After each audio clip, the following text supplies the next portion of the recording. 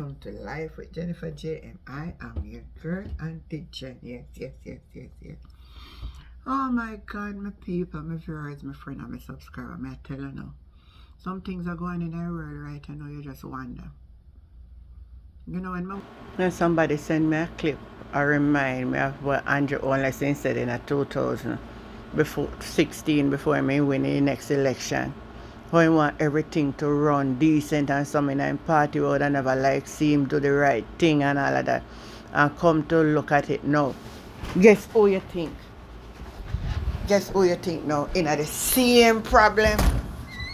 The same thing him did I talk about. Now him in the same problem. Eh?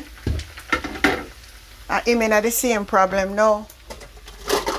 The same problem. I'm going to make a listen to this. And here we're going.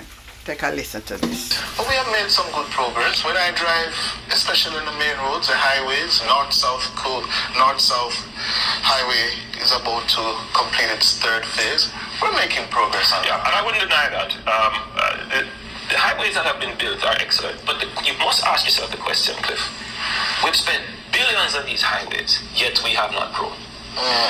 Don't confuse one infrastructure development here and another one over there with infrastructure development.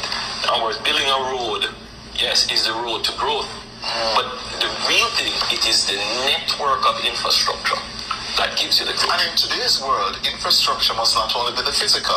It must be the digital highway. It's everywhere you go in Jamaica, you should have a wireless connection. But I want to get back to that point, Cliff. It is the network. It is the synergy of the infrastructure. Yeah. Which is why, if you look at places like India or United Arab Emirates or all these places that are investing heavily in infrastructure because they have the funds, it's not just about building roads. It is about building a community. So it's the road, it's the school, it's the hotel. We have one big problem though. Yes, but they all build it and coordinate it, so it makes it good for an economy. But you operate in the infrastructure. We have one big problem in achieving that. Yes. Corruption.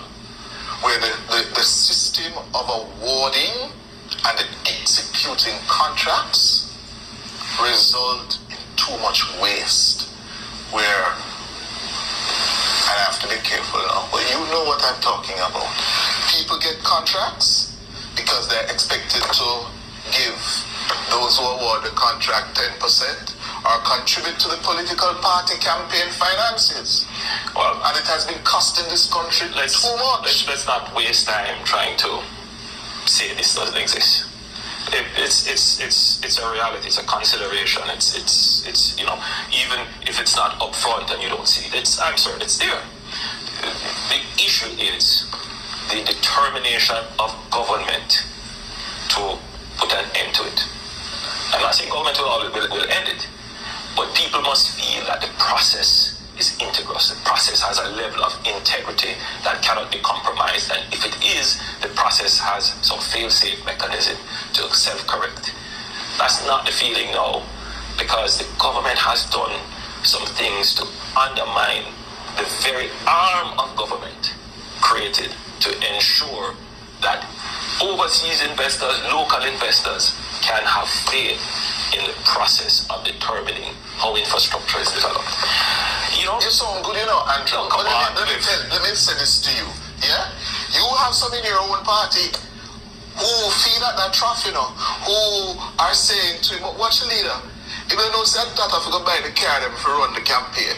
That I forgot buy pay for the transport to transport the supporters when they go up on the streets to take on Porsche. Where are you going to find that money? Which is why I'm a big supporter of campaign finance reform. So you agree with me? Of course, but I've always said that my record is I support, even if it's not, you know, popular amongst all my colleagues, but I support it because there has to be, you know, one of the criticisms of Andrew Holiness is that he really has no friends in the private sector, that he's not somebody in anybody's back pocket. That might, you know, that's very well true. And that you go like an angel. You know, you've never. I don't. Listen, the Jamaican people understand the difference between the aspiration and the reality. In other words, you can't have a politician who embraces the wrong and say, boy, this is how it must be. People want to see at least there is hope that we are moving towards the right direction, that somebody will stand up for principle. It may not always happen, principle, but you must have faith in the person that they will do what is right. And so you're prepared to stand up to the principle and face down those inside the party? Which is why I've been challenged for leadership. Why do you think I've been faced with these problems? You have said it. You've just said it a while ago. I stand for principle.